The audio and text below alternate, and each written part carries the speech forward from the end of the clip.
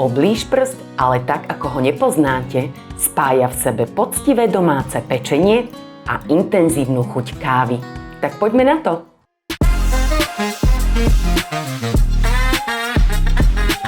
Žltka s cukrom a vodou vyšľahajte do hustej svetlej peny. Pridajte preosiatú múku s kypriacím práškom, kakaom a kávou. Nakoniec už len ručne zapracujte sneh vyšľahaný s bielkou. Hmotu rovnomerne rozotrite do formy a vložte do rúry vyhriatej na 180 stupňov. Na krém vlejte do hrnca mlieko, espresso, mletú kávu a zohrejte pod bod varu. V miske zmiešajte žltky, múku, vanilkovú pastu a postupne za stáleho miešania vlejte zohriaté mlieko. Prelejte späť do hrnca a uvarte hladký puding. Preložte ho do misky a zakryte fóliou. Maslo s cukrom vyšľahajte do svetlej peny, po častiach zapracujte vychladnutý puding, tak aby vznikol hladký krém. Krém rovnomerne rozotrite na korpus a vložte na hodinu do chladničky. Na bielkovú vrstvu dajte do ohňovzdornej misy bielky, cukor, citrónovú šťavu a nad parou šľahajte do úplného zhustnutia. Teraz zamiešajte mletú kávu.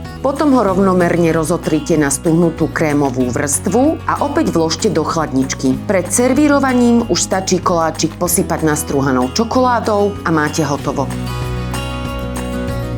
Krásnu a sladkú Veľkú noc vám želá Popradská káva a redakcia Dobrého jedla.